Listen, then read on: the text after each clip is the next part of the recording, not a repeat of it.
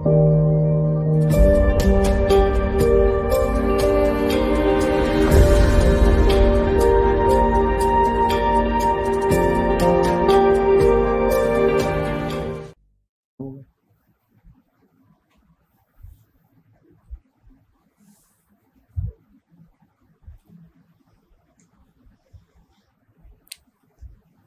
चांद की क्या तारीख हो गई? आज 17 तारीख हो गई ना। आज 18 पड़ गई। आज 17वीं की नियाज भी है।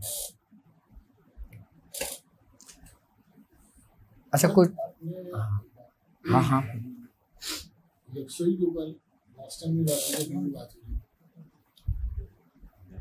आपने फरमाया कि यकसुई ना हो तो जो भी हम पढ़ रहे हैं वो रट्टा है,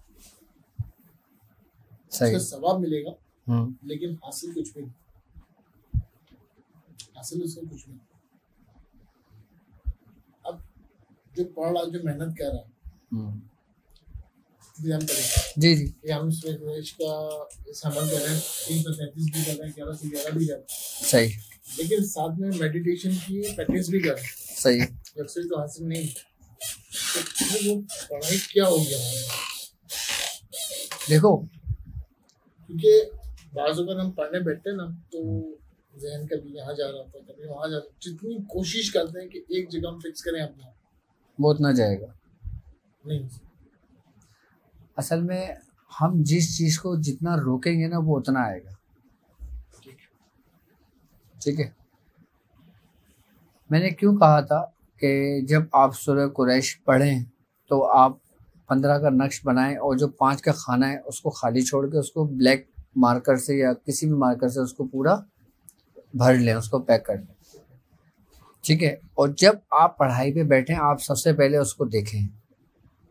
उसको देखने के बाद जब बर्दाश्त से जितना हो उतना करें, उसके बाद फिर आँख बंद करके फिर आप अपनी सूरह कुरैश पढ़ना शुरू कर दें। इससे आपकी एक कैफियत बनती है। जिस तरीके से आप नमाज पढ़ते हो, नमाज पढ़ने से पहले आप क्या करते हो? नियत करते हो, उसके बाद आप नमाज के अंदर दाखिल होते हो। इसी तरीके से जब सूरह कुरैश के अमल में दाखिल होना, जब आप इस तरीके से करके दाखिल होगे ना तो आपकी सारी सोच और सब कुछ जो ना एक जगह जमा होने शुरू हो जाएगा। अच्छा, सोच यकसुई पता है कब हासिल होती है? हमें यकसुई उस वक्त हासिल होती है कि जब हम किसी चीज़ को एक जिम्मेदारी के साथ करते हैं, एक वक्त की पाबंदी के साथ करते हैं, एक एहतिमाम के साथ करते हैं, फिर हमें यकसुई हासिल होती है। अब मिसाल के तौर पे अगर मैंने आपको कहा है कि आपने ये काम करना है, लेकिन आपने इस तरतीब और इस तरीके से करना है, जब आप उस तरीका उस तरतीब के साथ उसी वक्त की पाबंदी का ख्याल करोगे ना तो आप दिन में कहीं भी होगा ना, आपका ज़हन सबसे पहले कहाँ जाएगा? इसका क्या मतलब हुआ? कि आप यकसु हो रहे हो अपनी तरफ। ये हमारी अपनी प्रैक्टिस से होता है। अच्छा, इब्तिदाई दौर में तो आप ऐसा नहीं है कि आप सूरह कुरैश पढ़ने बैठे और फिर आप यकसु हो गए, नहीं।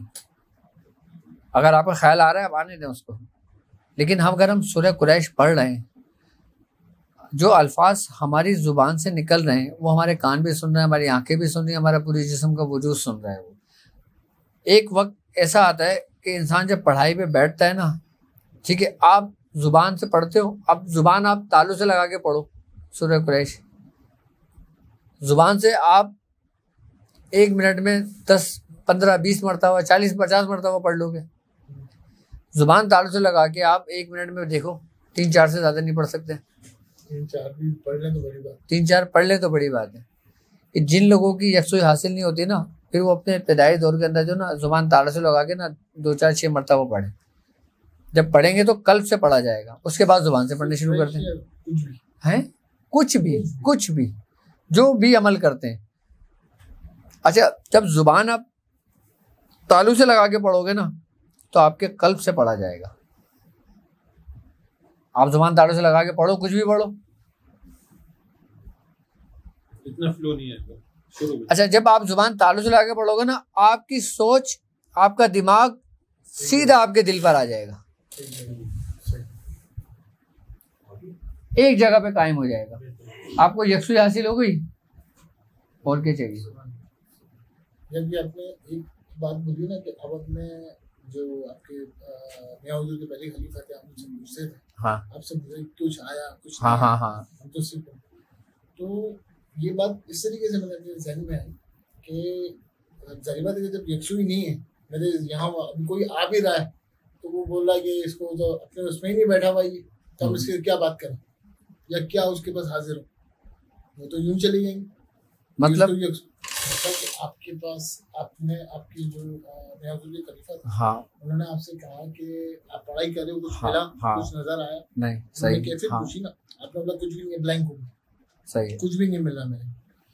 अब मैंने ये अखस इस बात से किया कि जाहिर बात है कि जब यकसुई नहीं होगी, तो मैं मेडिटेशन की प्रैक्टिस कर रहा था उस दौरान, हाँ लेकिन जब यकसुई नहीं होगी तो बंदे का जहन यहाँ वहाँ घूमेगा कि यार वो फलाना भी, इसके बाद ये भी करना, या जो याद नहीं करने की भी चीज़ है ना, याद नहीं भी होती वो भी याद आना शुरू हो जाती है। तो जो चीज़ का नुज़ूल हो रहा होता है जब हम पढ़ते हैं, तो जाहिर बात है कि अल्लाह के फरिश्ते भी आते हैं, उसके खादिमीन भी आते हैं, और हाँ, कई चीज़ें वहाँ से जो गुजर रही होती हैं उनकी भी नज़र पड़ती है, तो वो भी हाजिर होती है क्या पढ़ रहा है, क्यों आया है, उसको बरकतें देने के लिए भी आते हैं, उसको लगाने के लिए भी आते हैं, 10 चीज़ें। तो जब बंदा यकसुई नहीं है, उसका ध्यान यहाँ वहीं घूम रहा है, तो वो कोई भी उसके पास हाजिर नहीं होगा। देखो हमारे लगे रहते हमारे मियाँ ने एक बात कही थी कि एक बार याद रखना कि तुम उस वक्त कामयाब होगे कि जब तुम्हें पता होना चाहिए कि तुम्हारे घर में कौन आया और कौन गया।